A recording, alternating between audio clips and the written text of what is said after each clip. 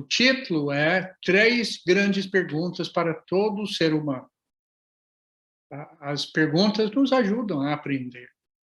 Se nós sabemos as perguntas certas, nós vamos conseguir encontrar boas respostas. Alguém disse que a Bíblia tem umas 600 e tantas perguntas dentro dos seus vários livros. Eu li isso hoje, fazendo pesquisa para essa lição. Eu não contei pessoalmente e não vou contar, viu, Giovanni? Mas há muitas perguntas dentro da própria Bíblia. Nós queremos considerar três dessas perguntas, e três perguntas que podem ter para nós, se nós trabalharmos bem com essas perguntas, três perguntas que podem ter grande valor para a nossa vida. Agora, talvez temos alguém aqui na sala, no chat, participando na live, que não seja um seguidor de Jesus conforme o Novo Testamento. Tem muita gente religiosa no mundo, mas eu falo em termos de seguir ao pé da letra tudo que Jesus enviou, ordenou para a gente obedecer. Então, se você está nesse grupo de pessoas, essas perguntas para vocês são especialmente interessantes e são perguntas urgentes que precisamos tratar. Agora, se você é já um seguidor de Jesus, estude bem essas perguntas, para que você possa ajudar as pessoas que ainda não obedeceram ao Evangelho do Senhor Jesus Cristo. Três perguntas e três pessoas diferentes que fizeram essas perguntas. Pergunta número 1 é uma pergunta que Jesus fez. Em João, capítulo 11. Ele perguntou assim: você crê nisso?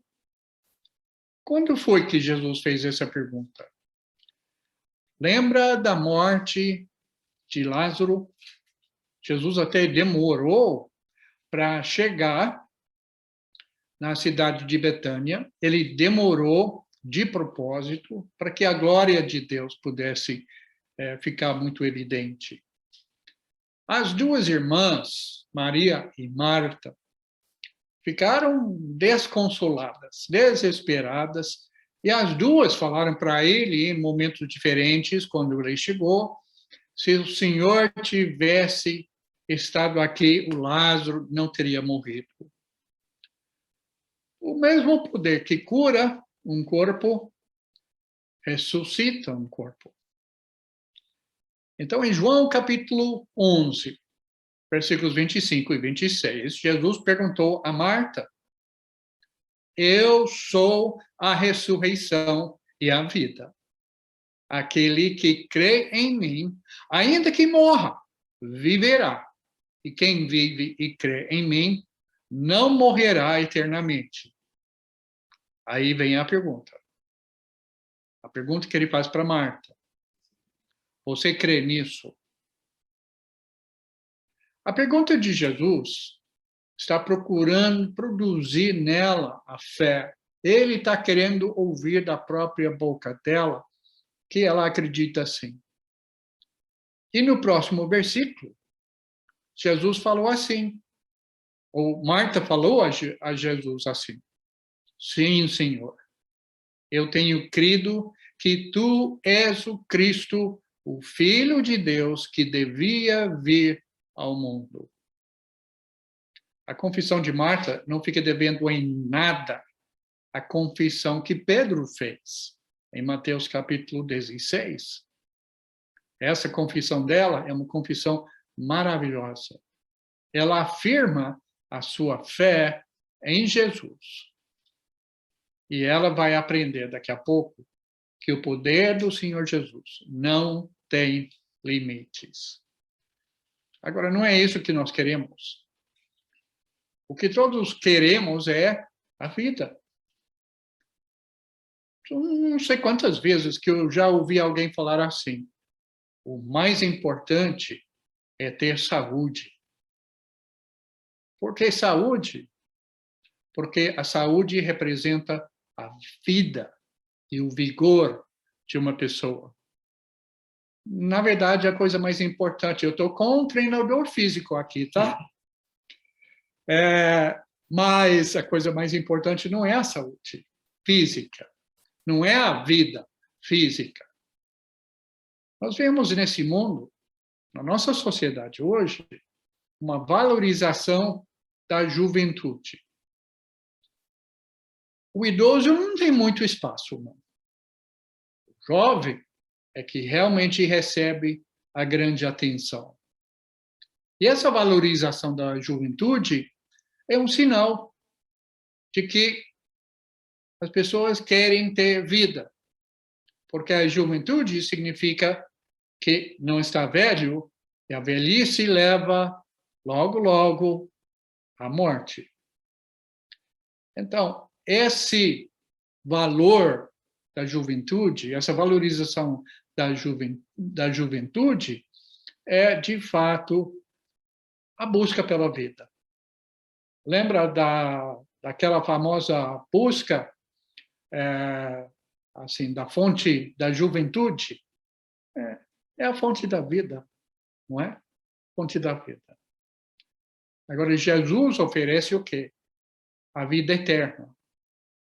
Se você tem Jesus na sua vida, ele é a ressurreição e a vida. Ele ressuscita a pessoa para nunca mais morrer. É isso que Jesus diz. O que diz João, capítulo 14, versículo 6? Nós devemos saber de cor esse versículo. João 14, versículo 26. Jesus diz: eu sou o caminho, a verdade e a vida. O que foi, Paulo? João 14, 6. Eu falei 26? Não é possível. É. O Paulo é meu corretor, ele me pegou Falou, também. está gravado, irmão Rondal. Oi? Está gravado, o senhor falou 26. É mesmo? Eita! Ok, tá bom. É ali que falou. O Paulo me pegou no sábado também, eu falei o versículo errado. Então, tá ótimo. Eu preciso de vocês para me manter na linha, viu? Obrigado. Jesus disse: eu sou o caminho, a verdade e a vida. Ele é. Quem tem Jesus tem a vida. E somente Jesus é quem pode nos oferecer a vida. Como é que nós recebemos essa vida? É por meio do perdão dos pecados. Eu vou ler aqui Colossenses 3, versículo 13. Agora eu acertei o versículo. Colossenses 3, versículo 13. Eu gostei da expressão da nova versão transformadora, que geralmente eu não recomendo muito, não, mas eu gostei dessa frase. Então, Deus lhes deu vida com Cristo, pois perdoou todos os nossos pecados. Quem tem o perdão dos pecados tem a vida com Cristo. Tem a vida eterna. Então, essa conexão é exatamente dessa maneira. Perdão nos leva a ter a vida. Então, a grande pergunta agora é: como receber o perdão dos pecados? Atos 22, versículo 16, o apóstolo Paulo, ele contando sobre a sua conversão. Essa é a segunda vez que essa narrativa, que essa história da conversão do apóstolo Paulo aparece no livro de Atos. É uma história importante. E o próprio Paulo contando. Quando Ananias chegou até ele, sabe o que ele mandou Paulo, naquela época, Saulo, a fazer? A parar de orar, a parar de jejuar. Porque foi isso que Saulo tinha feito durante 3 dias. E Ananias chega para ele e diz: e agora? O que está esperando? levante-se, seja batizado e lave os seus pecados, confiando no Senhor. Seja batizado, seja imerso na água, para que você possa ter seus pecados lavados, perdoados pelo sangue de Jesus. Então, essa pergunta de Jesus é uma pergunta muito importante. Quando ele pergunta para Marta, você crê nisso? Você crê naquilo que eu sou? Ontem, na verdade, hoje de manhã, terminei ontem às 9h30 da noite. Eu tinha falado para o Giovanni que talvez eu ia assistir a aula do irmão Josué sobre o livro de Atos, e eu tinha planos mesmo, mas demorou para terminar essa edição da revista Edificação.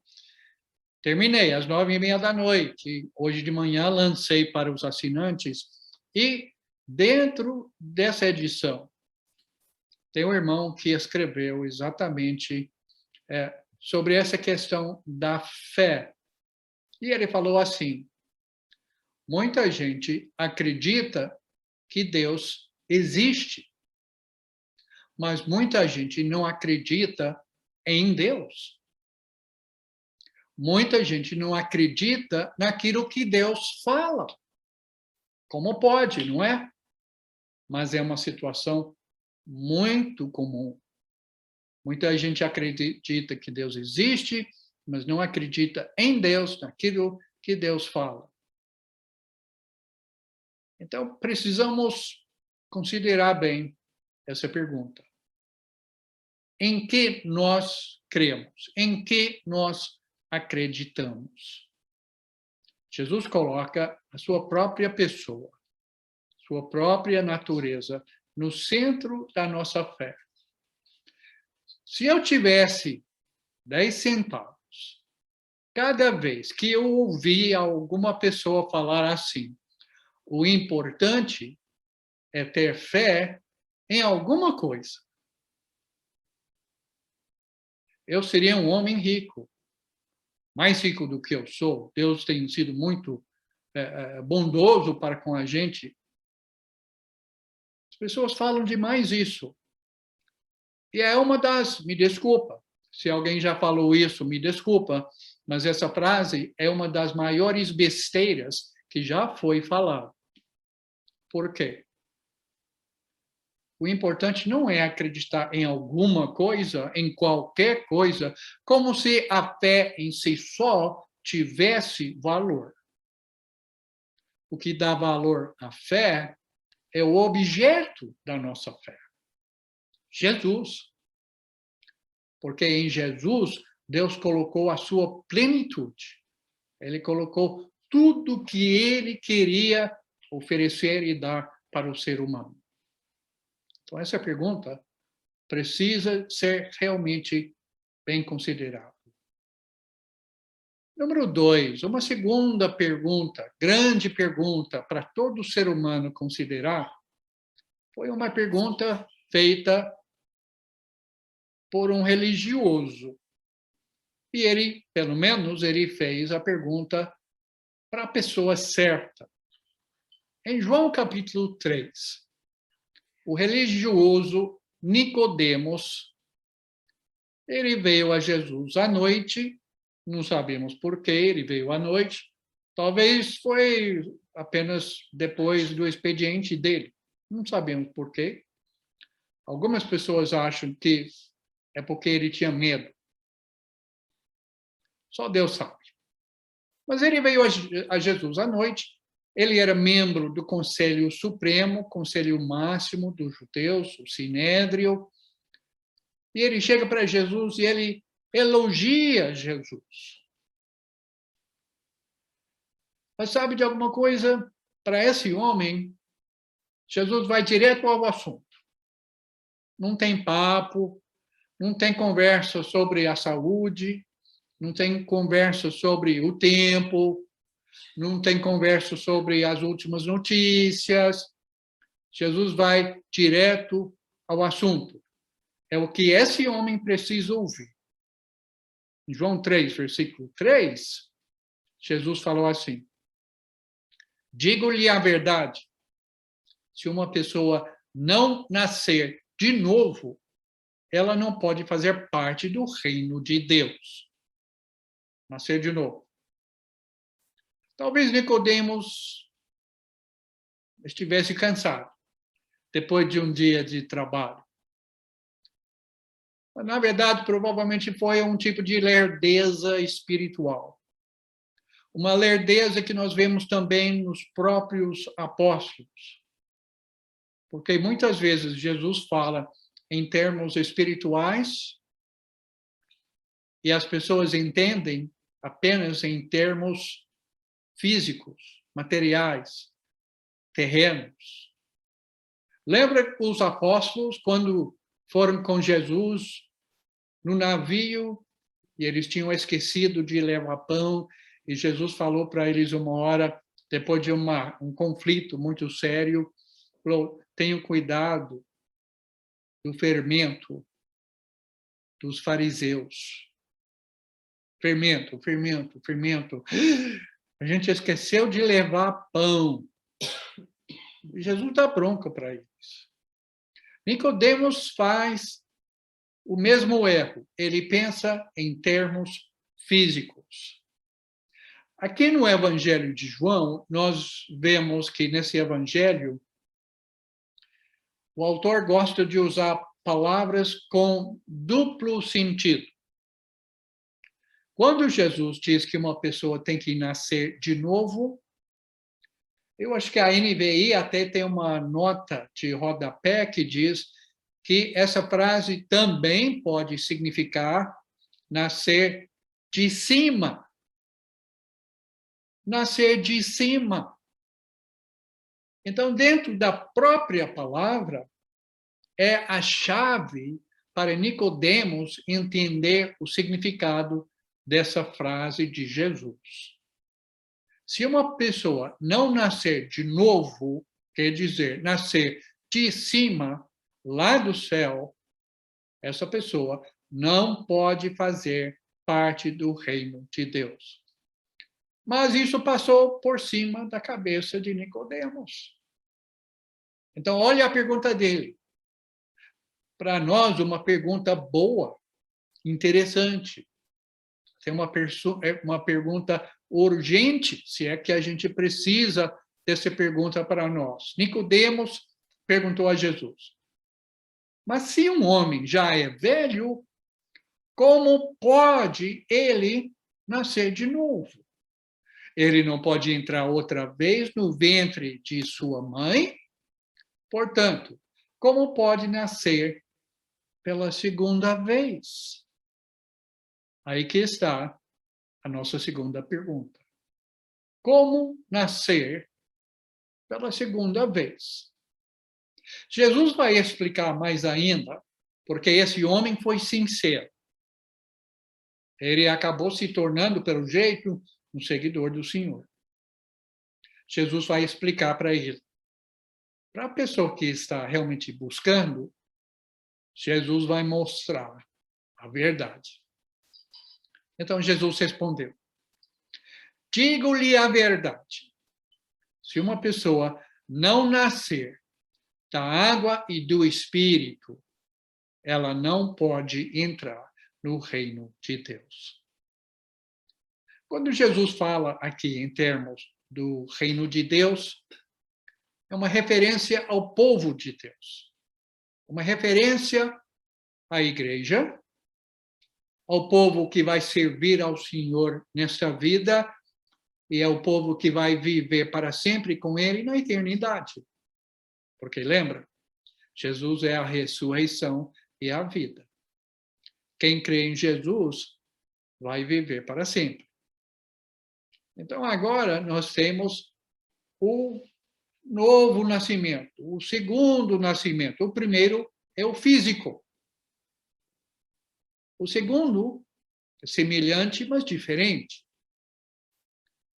Porque nem todos são filhos de Deus. Essa é uma outra frase que o pessoal usa demais, que não tem nada a ver. O pessoal fala, somos todos filhos de Deus. Não. Não somos todos filhos de Deus. Pode ler, por exemplo, em João, no primeiro capítulo, versículo 12. Verifica aí, Paulo, se é isso mesmo. No versículo 12, o quê? Que Deus dá o direito de nos tornar filhos de Deus, se nós cremos nele. Quer dizer, se nós vamos nos tornar filhos de Deus pela fé, isso significa que nós não somos filhos de Deus por natureza. É isso que Jesus está falando aqui também.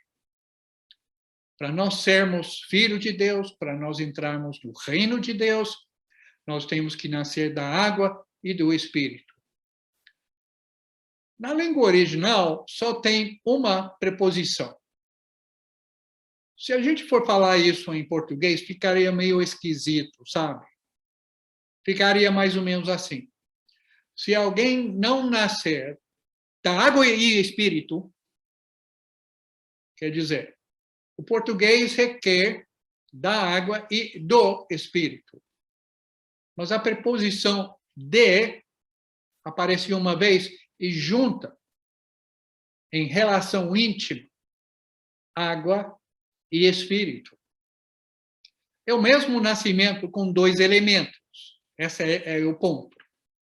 A água é o que é visível, o elemento que nós podemos ver e averiguar. O Espírito é o agente ativo, invisível. Quando nós somos imersos na água, o Espírito opera.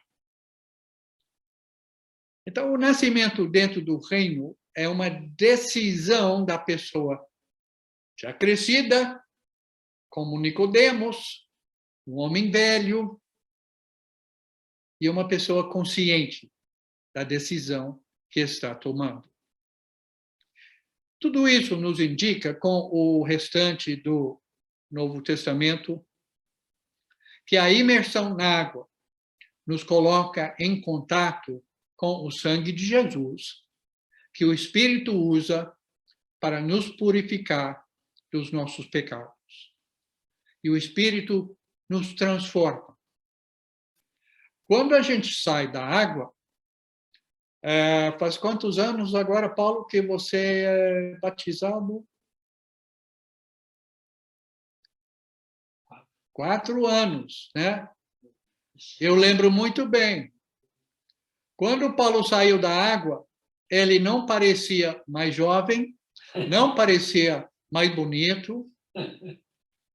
Por fora, fisicamente, era a mesma pessoa. E toda pessoa é igual, só fica mais molhado e talvez um pouco mais pesado. Mas espiritualmente, cada pessoa é uma nova criatura. Uma pessoa zerada. Uma pessoa perdoada. Uma pessoa agora que tem acabado de entrar no reino de Deus. Como acontece isso? Esse nascimento vem porque, como Nicodemos, nós ouvimos a palavra de Deus. Nós entendemos a palavra de Deus. Eu e a Vicky, minha esposa, estávamos conversando, foi hoje de manhã, sobre a reunião feminina. E ela falou alguma coisa que ela deve falar sobre o perdão. E uma frase de Jesus na cruz. Pai, perdoa-lhes, pois não sabem o que fazem. Quando foi que esse pessoal foi perdoado? Foi naquela mesma hora? Não foi. Esse pessoal foi perdoado no dia de Pentecoste, em Atos capítulo 2, quando eles perceberam, ouviram a pregação, primeira pregação do Evangelho, viu? Depois do retorno de Jesus ao céu. E Pedro disse, esse mesmo Jesus que vocês crucificaram, Deus o fez Senhor e Messias, Rei, Cristo. Eles perceberam, entenderam, e eles falaram assim, mostrando a sua fé, e agora, o que nós devemos fazer? Isso ilustra o versículo de Tiago, capítulo 1, versículo 18, que diz que, pela própria vontade de Deus, ele fez com que nós nascêssemos por meio da palavra da verdade, da mensagem pregada, a verdade a respeito de Jesus. Foi o que aconteceu em Atos capítulo 2. Foi o que estava acontecendo com Nicodemos também, que estava ouvindo agora sobre a sua necessidade, como homem velho, nascer de novo, de cima, da água e do Espírito. Pedro vai falar coisas semelhantes em 1 Pedro 1, versículo 23, quando ele diz, vocês foram regenerados, vocês nasceram de novo, vocês receberam nova vida, não de uma semente perecível, mas imperecível, por meio da palavra de Deus viva e permanente, eterna. E essa palavra de Deus viva e permanente que dá vida permanente a quem recebe. Em Tito, capítulo 3, versículo 5, o apóstolo Paulo estava falando sobre a graça de Deus, e ele disse que Deus nos salvou pela sua misericórdia, e não pelas boas obras que fizemos, as obras que nós achamos que Deus deve gostar, e nos dá tantos pontos positivos que ele vai abrir os portões do céu para nos receber. Não é assim que acontece, não. É pela sua misericórdia. Para assim sermos declarados justos ou justificados diante dele. Como é que isso acontece? Vamos ver os mesmos dois elementos. Através do lavar d'água, no qual nascemos de novo. E somos renovados ou recebemos vida nova pelo Espírito Santo. Olha só. Isso acontece bastante. Efésios 5, Paulo vai falar nesses termos também, que nós recebemos a lavagem da água pela palavra, pela pregação da mensagem, pela nossa consciência, pela nossa compreensão, nós vamos nascer de novo. Nós estamos nós estamos respondendo aqui a pergunta de Nicodemos. Como nascer pela segunda vez? É outro tipo de nascimento espiritual de uma pessoa consciente. Deixa eu só citar também Apocalipse, o primeiro capítulo, versículo 5. Lá, João, iniciando ainda a sua profecia, as cartas que ele vai escrever para 7 congregações na Ásia, ele falou que Jesus nos ama e, pelo seu sangue, nos libertou dos nossos pecados.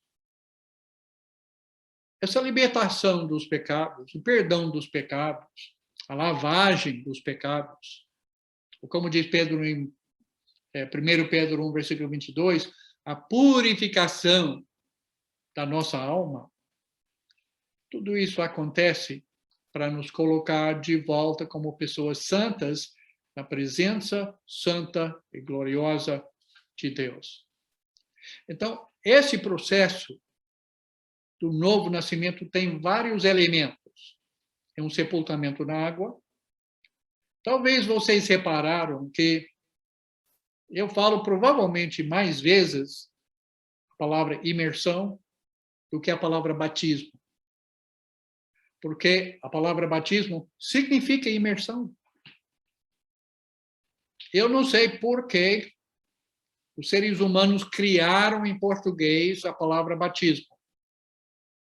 Alguém disse uma vez, é para evitar ter que assumir o significado da palavra. Então, eles trouxeram a palavra da língua grega, trocaram as letras das letras gregas para as nossas letras romanas em português e deram uma terminação aportuguesada e chamaram, olha, batismo. Então, batismo pode ser várias formas. Não, batismo não tem várias formas. Batismo é imersão. Pode ler Romanos 6, versículos 1 a 4. O que é batismo? Como diz o dicionário Vine, estou lembrando disso agora, ele falou que o batismo é deixa eu ver se eu estou lembrando direito, uma imersão,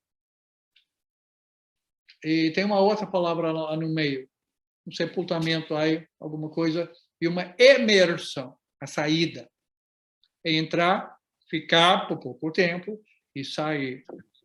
Isso é o sepultamento. Também, a imersão na água tem que ter propósito correto, que é de obter o perdão dos pecados. O mundo religioso não pratica isso. Não pratica. E se nós queremos fazer um batismo em nome de Jesus, nós vamos ter que fazer pelo propósito correto. E como já mencionamos, tem o elemento também que o batismo, a imersão, é um ato de fé da pessoa recebendo a imersão. Eu usei a palavra receber, imersão. Nós estamos nesse ato passivos. Eu lembrei disso porque um irmão nosso escreveu um artigo que eu publiquei nessa edição da revista Edificação. Viu, Paulo? Vai ler, hein? Do irmão que diz o seguinte, quando diz seja batizado, seja imerso, é um imperativo, é uma ordem. Mas é um imperativo passivo. É para nós recebermos alguma coisa, nós nos submetermos a esse ato. Ninguém se batiza a si próprio. Os judeus faziam isso. Mas a partir de João, o imergidor, João batizava as pessoas. Ele ministrava o batismo. E Jesus também fez. Os apóstolos também fizeram. Então, essa imersão de João e de Jesus e dos apóstolos, a imersão em nome de Jesus Cristo, não é como as abluções e as imersões judaicas. Porque o judeu se imergia sozinho. Nós não. Alguém é que faz em nós.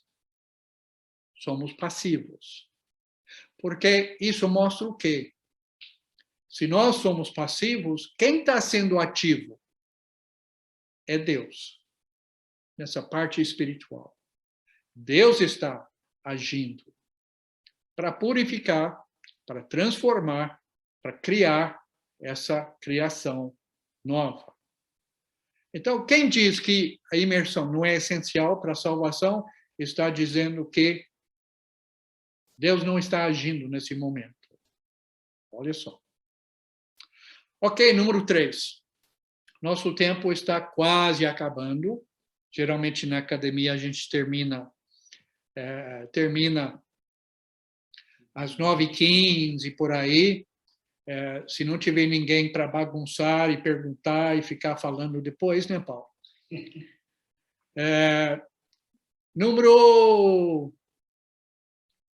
Eu achei que eu estava em número 3 já. Eu estou em número 2, a segunda pergunta ainda, né? Você está no número 2. Pois é. Eu estou atrasado aqui, hein? Segunda pergunta. Uma pergunta dos Terceira, né, israelitas. irmão Rondão? Oi? Terceira pergunta. Terceira, né, ainda?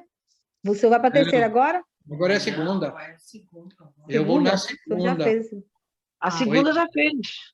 A segunda já A fez. primeira pergunta foi de Nicodemos. A segunda Não. pergunta é Não. dos Primeira foi de israelitas, Marta.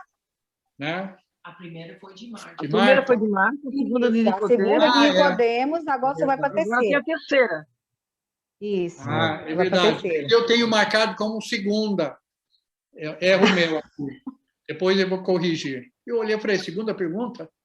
Deu um nó na minha cabeça, viu? A terceira. A Liga está prestando atenção aí. Tá prestando atenção mesmo, né? É, Isso. É a secretária do La Torre. Isso é. Randall, ela é a secretária, Randall. Eita! Secretária do Então, La Torre. então, com ela por perto, eu tenho que me comportar, né? Aham. Vamos lá, então. Depois eu acerto essa aí, porque está como 2, tá? É o número 3 mesmo, né? Terceira pergunta. Vai, tá certo. Ela Uma está que nem o de pergunta- Bereia. Isso.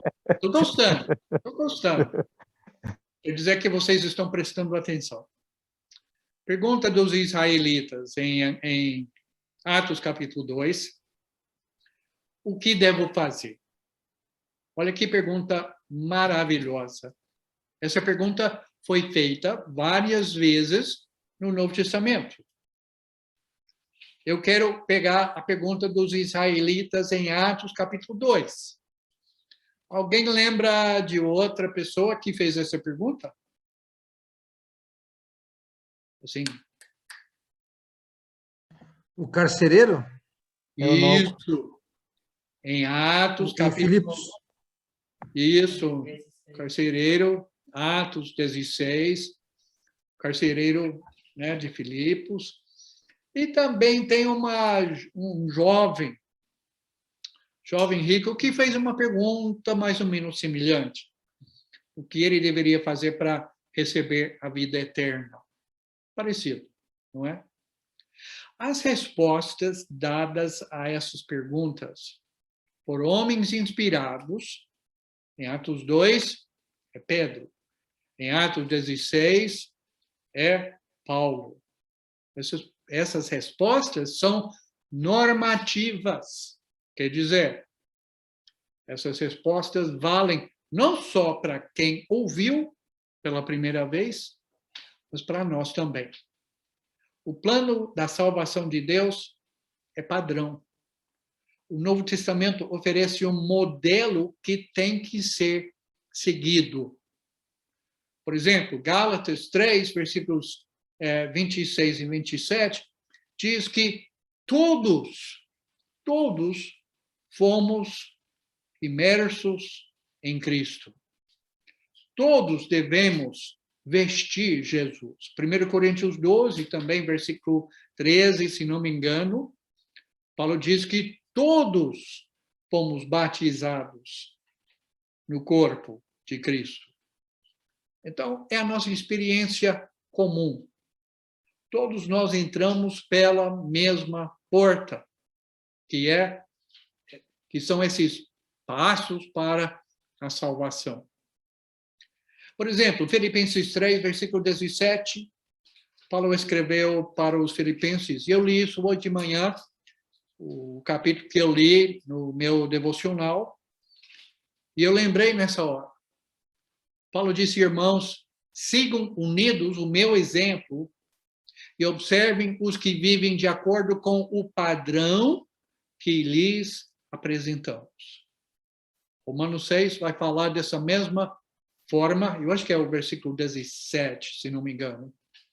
Essa mesma forma de ensino, esse padrão de ensino. O plano de salvação é padrão. Então, a resposta a essa pergunta feita é isso mesmo, Romanos 6, 17. Aí o meu verificador aí de texto. Né?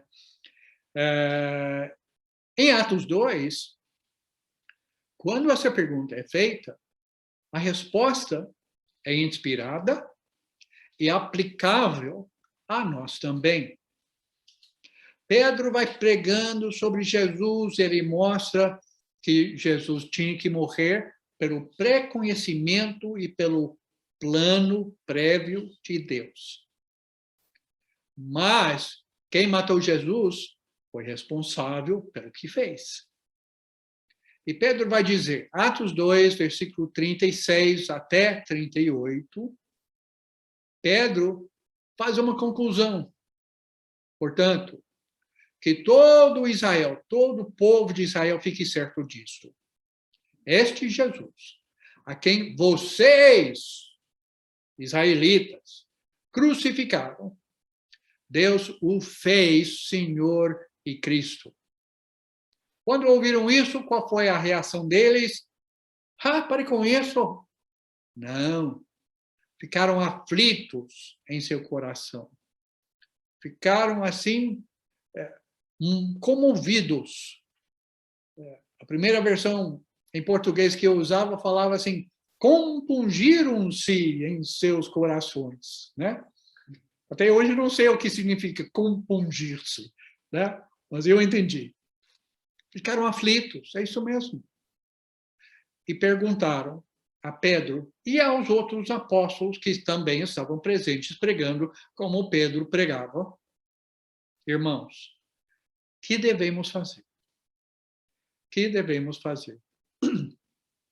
Agora, tem pessoas religiosas hoje em dia que diriam, que pergunta boba, que pergunta besta. Você não pode fazer nada para ser salvo. É só crer. Pronto, acabou. Vai ser salvo. Mas nunca essa pergunta foi rejeitada. Nunca a pessoa que perguntou esse tipo de coisa foi repreendida. Nunca.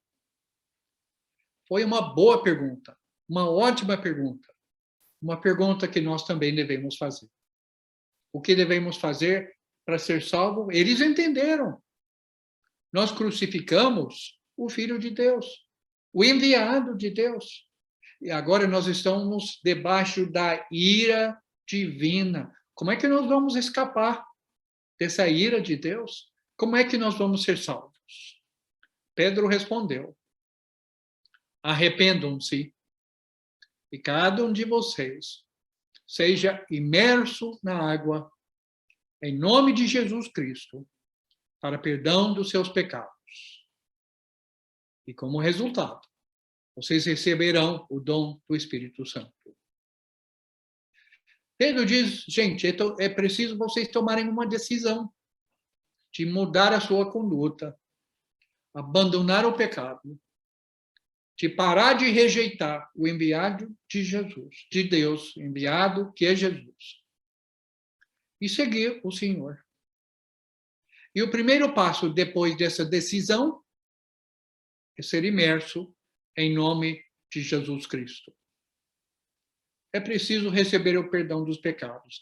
Eles mataram Jesus, digamos assim, se não com as suas próprias mãos, porque eles entregaram aos romanos, mas eles eram os principais responsáveis pela morte de Jesus. Mas nós também não somos responsáveis pela morte de Jesus, porque ele levou sobre si os pecados do mundo inteiro. Jesus morreu porque eu crucifiquei Jesus. Então, eu preciso me arrepender dos meus pecados e ser imerso na água. Nosso tempo voou. Eu espero que essas 3 perguntas ajudem você a tomar uma decisão, se é que você precisa fazer isso para receber a salvação de Deus.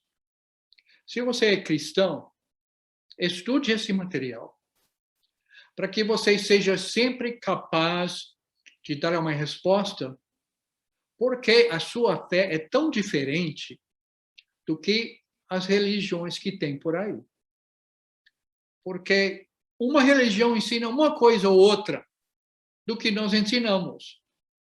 Mas ninguém ensina o pacote inteiro. Por exemplo, A Assembleia de Deus ensina que o batismo é imersão. Ensina. Os batistas também ensinam. Mas eles negam o propósito do batismo. Então, seu batismo não é bíblico. Os católicos ensinam que o batismo é para receber o perdão dos pecados. Ensinam isso. Porque eles acham que a criança está em pecado. Mas eles não ensinam a verdade sobre a imersão. Tudo que nós ensinamos, alguém também ensina. Já pensou nisso? Mas ninguém ensina o pacote todo. Como tem que ser ensinado. Como tem que ser obedecido.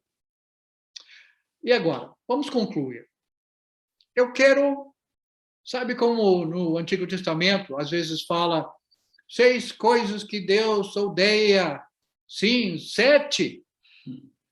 Então, tem 3 grandes perguntas aqui para você hoje. Na verdade, 4. Vai.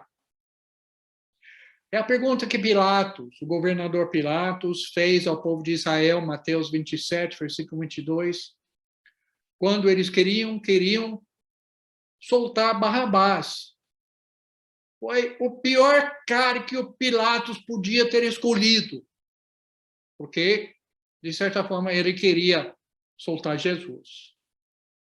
Mas o povo diz, não, solta Barrabás. Pronto, está resolvido. E ele faz essa pergunta. Que farei, então, com Jesus, chamado Cristo?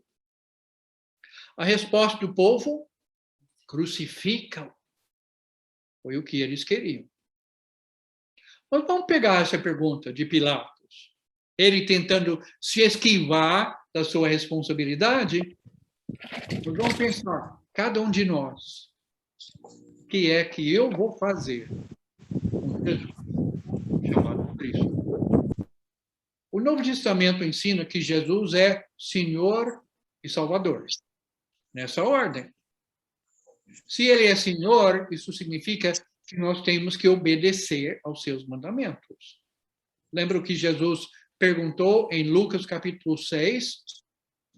Por que vocês me chamam Senhor e não fazem o que eu mando? Senhor significa faz o que ele manda.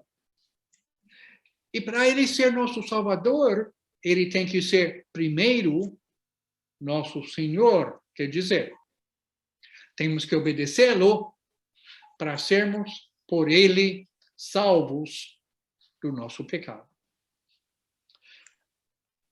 Vamos terminar por aqui, com essa pergunta. O que você, meu amigo, minha amiga, o que você vai fazer com Jesus? Que Deus abençoe cada um. Muito obrigada. Muito obrigado pela ajuda, pelas correções e pelas orientações, para eu não me perder lá no meio da coisa, não é? É de volta aí para o... É o Alessandro, mas eu como fiz o convite ao irmão Randall, eu quero agradecer, irmão Randall, por tua disponibilidade e nos trazer essa mensagem, onde, para mim, eu acho que para a maioria, nos fez relembrar o nosso batismo, a nossa crença, a nossa obediência, e foi maravilhoso nós lembrarmos desses momentos da nossa vida e até reforçarmos, né, no nosso dia a dia, a nossa obediência a Jesus Cristo. Muito obrigado pela disponibilidade, por ter nos auxiliado. Não ficamos sem estudo, irmãos. Seguimos orando pelo irmão Latorre. E passo agora ao anfitrião. Não sei se ele tem alguma pergunta. Deixa para o anfitrião Alessandro, que é o da casa aí. O Anderson estava com a mão levantada. Não sei se ele tinha um comentário. Eu acho que era para fazer uma correção do polígrafo. Eu já mandei para o WhatsApp para o irmão Randall. Se for isso, eu já mandei para o WhatsApp dele. Tem algum erro de digitação, irmão Randall, numa passagem? Eu mandei pelo teu WhatsApp, se for isso. Se for outra coisa, o Anderson fala ali. Ok, obrigado. E agradecer, né, irmão Randall? Assim, como o Giovanni colocou, nos relembra o ensino do Evangelho E para nós que trabalhamos na propagação, na pregação do evangelho, nos dá um respaldo, uma nova abordagem no sentido de levar a mensagem, né? De acrescentar, como eu digo assim, de agregar, acho que é melhor colocar assim, agregar ao conhecimento já obtido a abordagem que o senhor deu, e foi muito satisfatório. E o senhor me fez lembrar nas turmas de DBF, né? A gente vai abrir uma agora em agosto, se Deus assim permitir, nessa questão lá que o senhor trabalhou do batismo, associando lá capítulo 3, com ser filho de Deus no versículo 12 do capítulo 1. Aí eu, poxa, ainda não tinha pensado também nessa associação. E assim, levando para eles, mostra, peraí, então se eu não seguir isso, eu não sou filho de Deus, e dá um respaldo maior para que eles possam refletir na condição que eles se encontram. E assim é fantástico. Fantástico mesmo. Muito obrigado. Agradecer a todos os irmãos, aqueles que eu estava concentrado aqui no estudo. Já lhe passo a palavra, irmão Sérgio. Me perdoe os irmãos que estavam aguardando para entrar na sala. Eu estava tão concentrado no estudo, os nomes dos irmãos para entrar na sala, eu fiquei alguns minutos sem dar acesso, não é por falta de má vontade. Eu estava concentrado nas palavras no ensino do irmão que eu deixei passar batida. Aí o Giovanni mandou a mensagem, eu consegui visualizar aqui no rodapé e acrescentei os irmãos na sala. Me perdoe. Irmão Sérgio. Está O perdoado. Anderson, acho que queria fazer uma pergunta, né? Pode perguntar. Não, o Anderson já fez. Ok? O Então, Anderson já fez. Quem vai orar?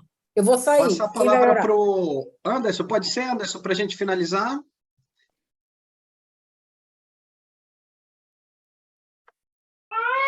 Ó, tem uma voz de fundo aqui, não assusta não, viu, irmão? Tinha um pequeno chorinho aqui, vamos orar. Senhor Deus, amado Pai, na tua presença entramos de oração, primeiro para glorificar teu nome, te exaltar, reconhecendo o amor, bondade e graça. Grandioso Senhor, pedimos a ti, Pai, que todo o ensino, Pai, que todo o ensino que foi manifestado aqui, através das palavras do teu servo, venha ser colocado em prática por cada um de nós. Obrigado, Pai, pela sabedoria que o Senhor nos concede. Obrigado pela oportunidade que nós temos de estar, Pai, compartilhando ensino com o teu servo. Muito obrigado, Senhor. Só temos a agradecer. Reforço cada pedido e cada oração, de oração que foi feita aqui, Pai, sobre cada pessoa, sobre cada agradecimento, Pai. Reforço e faço, Pai, de cada pedido e de cada agradecimento, o meu pedido também. Pedimos que, se for da tua vontade, Pai, estaremos reunidos novamente com o fim de compartilhar e aprender da tua palavra. Obrigado por este momento, Pai. Obrigado pela oportunidade. Em nome do teu Filho, que oramos e agradecemos hoje sim. Amém.